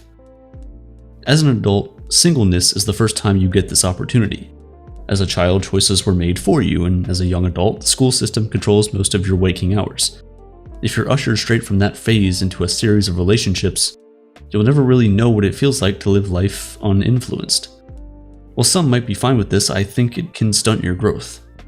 As an independent adult, you have the chance to get to know who you are when no one's watching, and you gain trust in your ability to make the right choices for yourself. Don't deny yourself the opportunity of self-discovery. An extended period of your life, free from any notion of romance, can help you tune into your emotional side. You learn what it feels like to listen to yourself without the distraction of outside noise that a partner often brings. You can hear what you want and follow through on your desires. When you become good at listening to yourself, you can begin to live a life that aligns with your own values. You learn how to soothe yourself in times of stress, take care of yourself, and enjoy your own company. And it sounds easy, right? Well, being single definitely also has its downsides. I don't want to paint a romanticized version of being single because that would be ironic. You see, even with the best friends and family, being single can still be lonely. Your friends and family have other people they're devoted to, and because you're not in a romantic relationship with them, they don't owe you first priority in their lives. You might want to vent to someone after a rough day at work and find that your friends are too busy and can't meet up. Managing chores and life tasks all on your own can be a challenge. Then there's the emotional and physical intimacy that most of us crave, even if only occasionally. Someone to buy you flowers or just make a cup of coffee for you in the morning. Also, in a partnership, it can be easy to blame your problems on another person. When you're single, there is no place to hide. You have to take responsibility for your life, the good and the bad. And if something is happening that's making you miserable, then you are the one who needs to change it. The difficulties of living alone can be so intense that they sometimes lead people to turn towards unsatisfactory relationships. Scrolling through dating apps trying to find the next first date, Finding comfort in awkward situationships or constantly seeking casual sex can all be coping mechanisms for starving off loneliness. Of course, finding yourself in strange, unfulfilling romantic entanglements isn't the end of the world, and each case is specific. But using other people to shield or distract ourselves from our insecurities and problems is easy. It helps us avoid looking deep within ourselves and investigating our dependent behavior. I think intentional singleness requires a lot of courage. It shows you're willing to plunge into the depths of yourself without fear of what you'll find. It can be seen as an act of self-love. You're willing to be your own company, spend time with yourself, and let your thoughts and actions guide the trajectory of your life.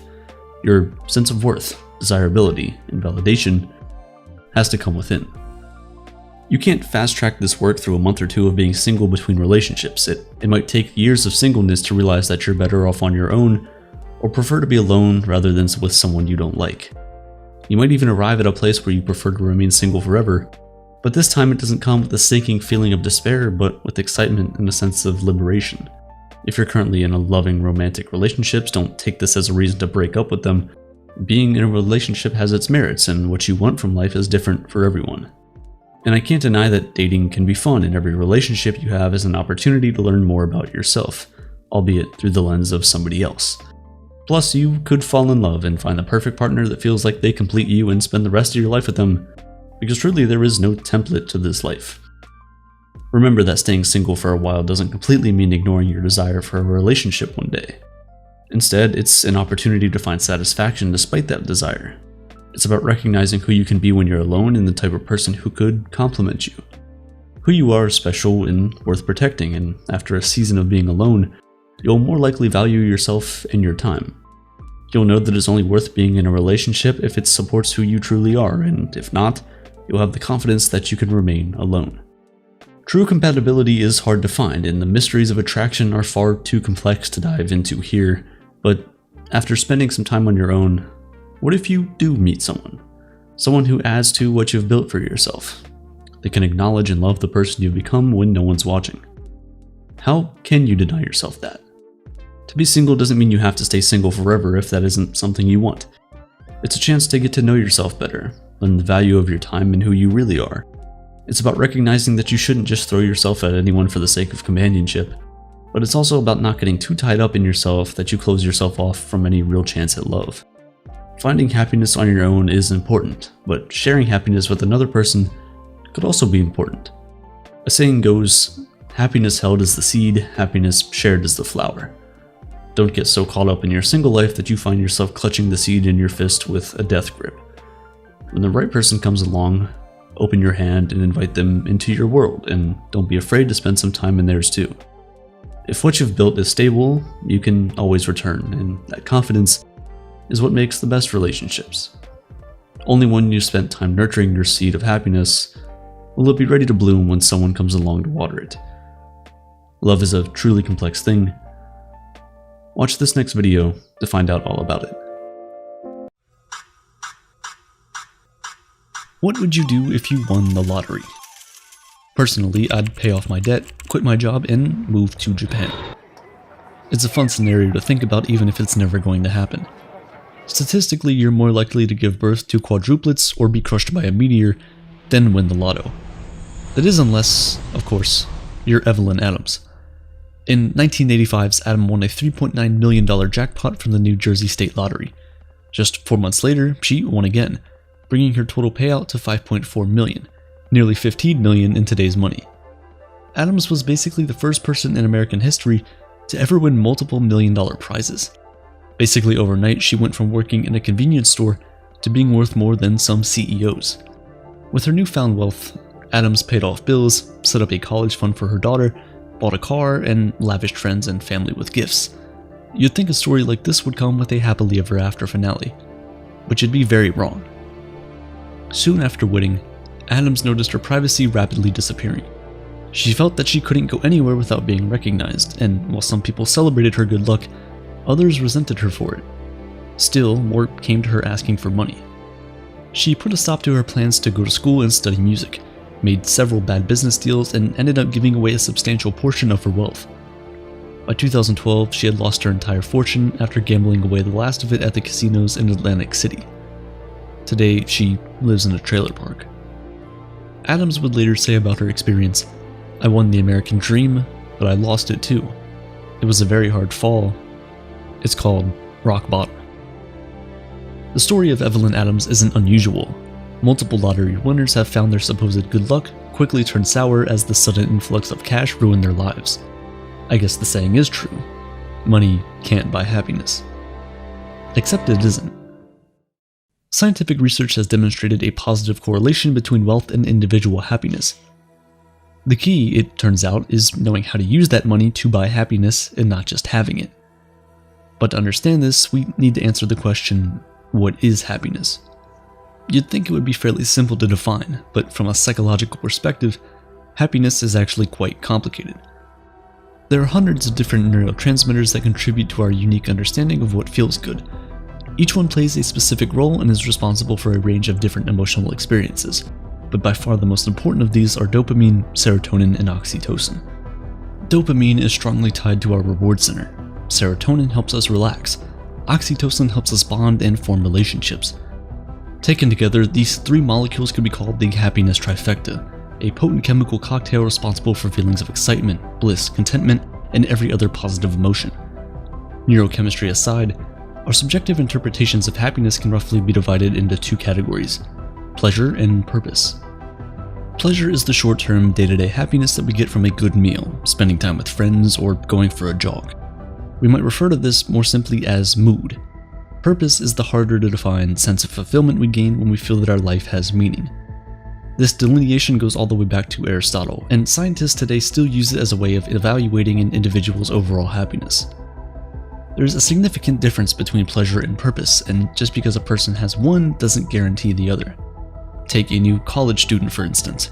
They may experience frequent daily pleasure in the form of spending time with friends, attending social events, and enjoying a much greater level of personal freedom and independence. Yet this same person may struggle to figure out what exactly they want to do with their life. This causes them stress and contributes to low levels of life satisfaction. Conversely, a successful CEO or entrepreneur can feel that sense of purpose in their work, while having low amounts of daily pleasure. The burden of running a massive company weighing on them and sucking the joy out of even their favorite hobbies. Happiness, then, is when we experience both pleasure and purpose simultaneously. A truly happy person is someone who is able to find enjoyment in their daily experiences while also working towards larger goals to give their life meaning. If we're going to use money to increase our happiness, we should then consider using it to enhance both our pleasure and purpose. You may think the simple solution is to just make more money. I mean, if I have more money, I can spend it on things that give me pleasure while using those same resources to pursue my purpose. Well, kind of. You see, there's actually some evidence that supports this. Unfortunately, once you really start digging into the data, the picture gets a bit messy. A now famous 2010 Princeton University study has often been cited as finding that there's a limit to the amount of happiness money can bring us. Specifically, that $75,000 appears to be the ceiling, and that beyond that, the benefits plateau. Except this isn't what the study found at all. What it actually demonstrated is that while daily pleasure caps at $75K, overall life purpose continues to grow alongside income. It's a classic case of the media focusing on the sensational while ignoring the larger context. And here especially, the larger context is key. Another study conducted in 2018 reinforced the original $75,000 figure for pleasure, but also reported that a second ceiling of $95,000 for purpose. It's important to note that the 2010 study only evaluated around 450,000 people in the United States. The 2018 survey, meanwhile, included 1.7 million individuals from around the world and found a substantial variation between cultures. In wealthier countries, for example, caps appeared higher, and in certain regions, incomes beyond this limit were actually associated with decreased happiness. As if all of this wasn't confusing enough, a more recent 2021 study from the University of Pennsylvania reportedly found no ceilings whatsoever. However, this survey drew from a relatively small sample size of just 33,000 Americans, and it also placed a greater focus on pleasure than the previous studies. What all of this data supports, though, is that the more money you currently have, the less that the future increases in wealth will contribute to your sense of pleasure and purpose. Essentially, every dollar you earn buys us a little less happiness. Think of it this way: if a person earning $20,000 a year and a person making $200,000 a year both get a 10% raise, each will experience a similar boost to their happiness. For the first person, a $2,000 raise represents an increase in their standard of living and potentially their level of comfort. But for the second person, $20,000 is a proverbial drop in the bucket with a much less dramatic effect on their daily life. What this means is that while there is a positive correlation between money and happiness, it's one with diminishing returns. Once you've passed a certain threshold, it takes increasingly larger amounts of money to trigger the same neurological release of feel-good chemicals as when you had less. So if chasing money for money's sake isn't an effective strategy for buying happiness, then what is? Well, in a few words, spending what you already have wisely. Positive psychology is an entire school of study devoted to quantifiably figuring out what makes life worth living. Its goal is to analyze positive experiences, traits, and institutions with the aim of improving quality of life. Not incidentally, it is extremely concerned with happiness. In terms of the best way to spend money, the school of study divides potential purchases into two categories: pleasures and comforts. In some ways, this reflects the Aristotelian distinction between pleasure and purpose. Pleasures by their nature are transient and short-lived, like biting into a chocolate bar. Comforts, on the other hand, are more permanent, but are largely taken for granted, like running water and electricity. We tend to not notice them until they're gone. In general, investing in comforts tends to be a sure method of raising our baseline level of happiness.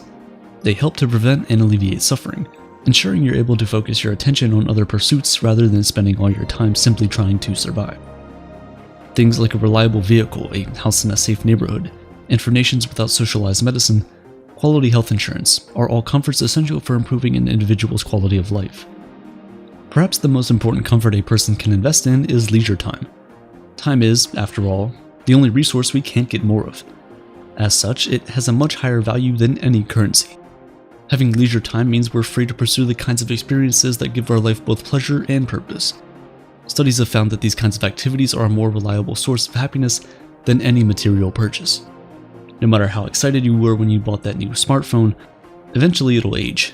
The screen will crack and the battery will die, and a new model will come along and become the new object of your desire. Just watch my entire video on planned obsolescence and you'll kind of understand what I mean.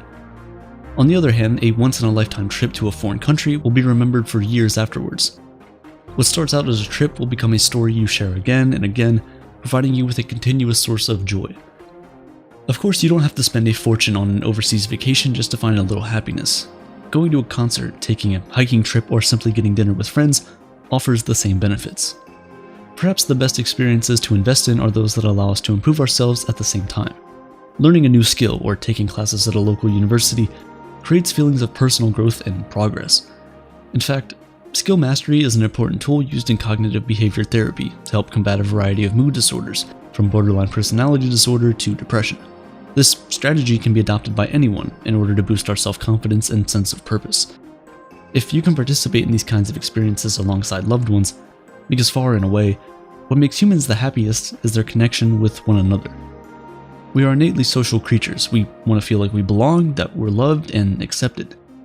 The best way then to spend our money is by using it to nurture our relationships.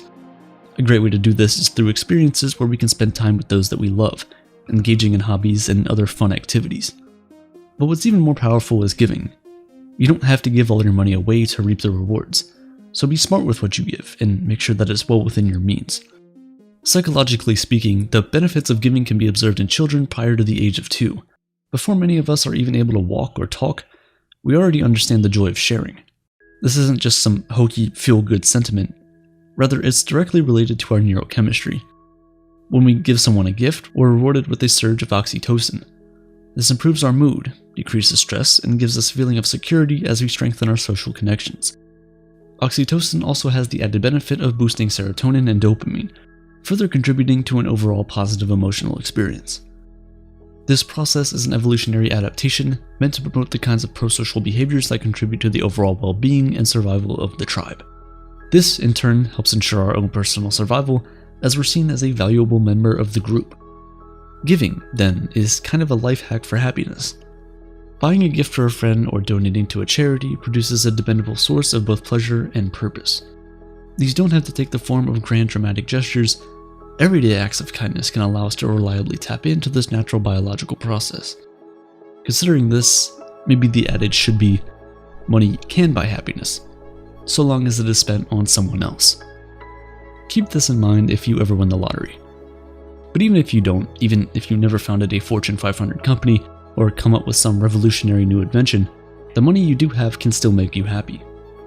By investing more in comforts than pleasures, spending more on experiences, and nurturing the relationships around us, we might just discover that we're richer than we could have ever imagined.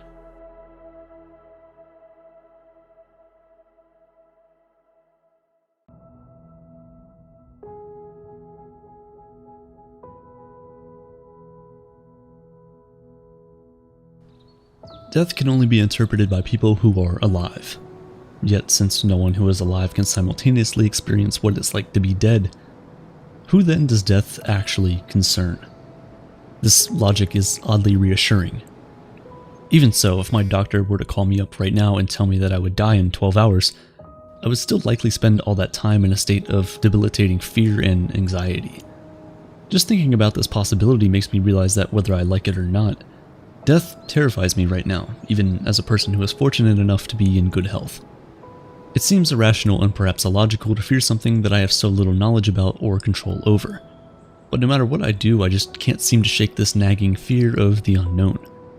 And I'm not alone. According to the 2017 survey of American fears conducted by Chapman University, 20.3% of Americans are either afraid of or very afraid of dying. But why do we have such a strong fear of death? The fear of death largely comes from the uncertainty and lack of control of the situation. But perhaps there's a better way to think about our lives and our eventual passing that might end this fear, or at least chip away at its root cause. To start off, let's talk about the only other life event, aside from death, which has happened and will continue to happen to every single person who will ever exist on this planet. Birth. Try to imagine the moment you were born. Of course, you can't actually remember this, I know, but just try for a second to bring yourself back to that time. The moment when you were pulled out of the darkness by a mysterious set of hands, only to be flooded by fluorescent lights and the chaotic bustle of a delivery room. As your eyes adjusted to the light for the very first time, you also had to take in a room full of total strangers who were all likely staring at you. Some of whom you'd never see again, and others you could go on to spend the next 80 plus years with on this journey we call life. This journey that you, in that hospital room however many years ago, had absolutely no tangible knowledge about. We talk about how scary death is, but the truth is birth was probably equally as scary, if not more so. It's no wonder that we judge the health of the newborn by how hysterically they cry in the delivery room. My point in bringing all of this up is to say that death isn't the first life-changing existential experience you've gone through. Was birth scary? Most likely. But every single day since then you learned more and more about the experience that is being alive. To the point where you thought of going back to the state you were in before birth has now become the idea you fear. Mark Twain once wrote, "I do not fear death. I had been dead for billions and billions of years before I was born, and had not suffered the slightest inconvenience from it." This perfectly expresses another truth that most people fail to consider when it comes to death. We all know and seem to accept easily that there was an infinite amount of time before we were alive on Earth. So why is it so hard for some of us to grapple with the fact that there will also be an infinite amount of time that comes after our existence on Earth? When someone dies at an early age, we feel great sadness for all the earthly events they won't be able to be a part of. But when a baby is born, we don't mourn everything they missed out on before their delivery. We all seem to know how nonsensical it would be to feel sad about that. A baby's time of birth is what it is, a fixed situation which nobody has had really any control over. But when it comes to death, there seems to be so many what-ifs or if-onlys involved. Maybe it's because of the how and when of our passing seems to say something about the way that we live. Consider the death of Robert Atkins, the man who dedicated a large majority of his life to refining the Atkins diet and preaching it as the most health-conscious way to live, only to die by slipping on an icy sidewalk. People often reference this as a way to say that death is inevitable, no matter how healthily one chooses to live. A message which, ironically enough, is the exact opposite of the one Atkins spent his life trying to convey. Stories like Robert's are another major reason why some of us find death so frightening. The idea that the where, how, and when of our passing puts a climactic punctuation mark at the end of our existence and somehow adds to the definition of what our life meant. You either die a hero or live long enough to see yourself become the villain. We seem to accept and even participate in creating these punctuations or labels, even when it comes to external things and people that we have no interpersonal connections to. When a breaking news story emerges where an innocent person is murdered, the majority of us collectively label their life as beautiful and their death as tragic, and when that person's killer is found guilty and sentenced to death, we label their life as despicable and their death as deserved. Labeling others is a comforting habit that is strongly hardwired into our psychology. It's part of how we organize, simplify, and make sense of our world. Yet we all know that even the best one-word label couldn't possibly be used to sum up the entirety of who and what a person is, and what the life they lived was. So the idea that our death could assign us with one of these simplistic labels, which don't allow any room for the complexity of who we really were, is terrifying. If there's anything certain and non-debatable, it's that death is a termination of our physical bodies. Our hearts stop beating, our neurons cease firing, and we take one last breath. Our physical presence here on Earth is terminated at the time of our deaths. While this is undeniably true, it still leaves us with multiple unanswerable questions. A large one being, are we just a body, a spectacularly designed or random collection of cells, atoms, and molecules that is purely physical? Or is it possible that we're composed of a physical body, a physical mind, and something else? Something intangible and non-physical like, for the lack of a better term, a soul. This debate has been going on between philosophers for a millennium. Epicurus believed quite adamantly that we are merely physical beings whose deaths were a total annihilation of our existence, while some of Plato's most famous dialogues argue for the immortality of the soul. If you believe that there's nothing more to us than the atoms and DNA that compose our physical bodies and minds, then you might be what modern philosophers call a physicalist. If, on the other hand, your inclination is to believe that we are composed of a physical body, a physical mind, and something intangible that resembles a soul, then you might be what they call a dualist. There are other variations and subsects of these definitions, but for simplicity's sake, we'll leave it there. Thinking back now to the problem of death with all this in mind, we can clearly see that whether or not someone is a dualist or physicalist makes an enormous difference in the ways they would interpret their beliefs about death, and ultimately whether they would fear death or not. If death is a definitive end to the physical body, then, as far as physicalists are concerned, death is a pretty straightforward pill to swallow. Death is just the end. But for dualists, the possibilities are quite endless. For if we possess something like a soul, then the range of options of what could happen to that soul after our physical bodies die is wide open. While some people cling to religious texts and beliefs for some answers and comfort, non-religious people are left with a huge uncertainty over what life after death holds. And as humans, we have evolved to be naturally scared of the unknown. Maybe the best place to turn to for further investigation of death is to consider the stories of people who have died. The Near-Death Experience Research Foundation presents what many would consider to be the most compelling scientific evidence for life after death.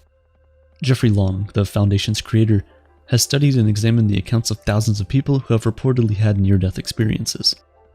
While no two people's near-death experiences are exactly the same, there are some characteristic features that have been commonly observed. Long has conducted and posted 5,100 interviews to date with people who have claimed to have had an NDE and compiled the data he's gotten from them over the years. In this, he identified 12 essential elements that are consistently present in his subjects, some of which are an out-of-body experience, encountering deceased relatives, friends or mystical beings, and experiencing a sense of alteration in time or space. Technically speaking, having any kind of lucid experience while one is clinically dead, without a heartbeat, should be impossible. Still, 74% of the people interviewed reportedly felt conscious and alert during their time spent dead than they did in their waking lives.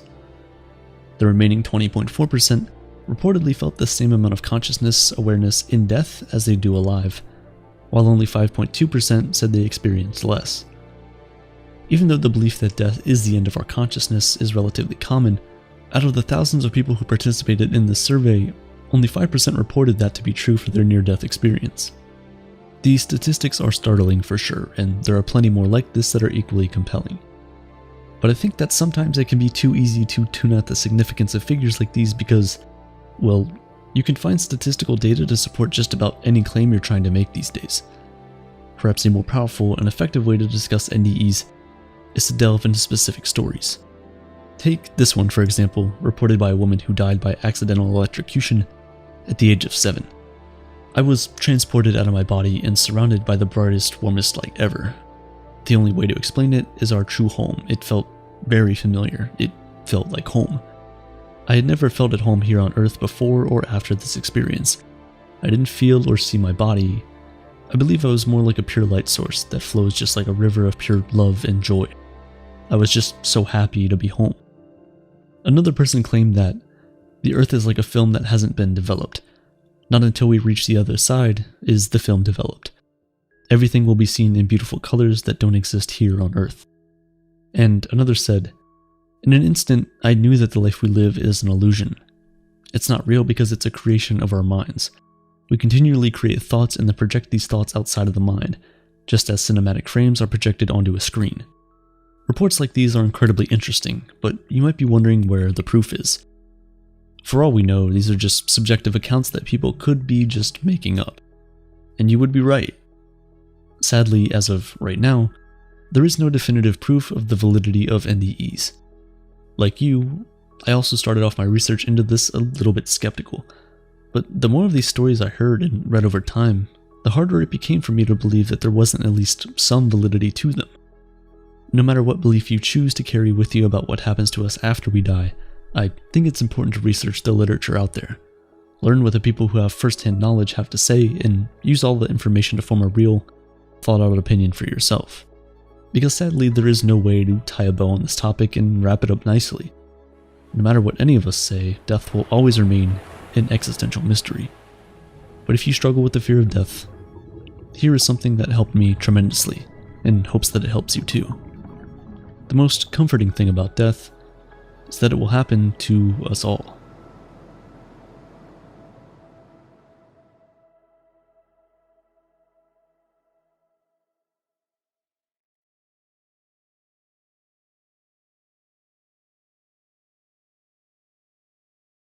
As kids, we believed a lot of different things, from thinking that the gifts under the Christmas tree were kept there by Santa, to imagining a tiny fairy that came in at the dead of night to steal the loose tooth from underneath our pillows. Most of the things we believed in as kids are magic.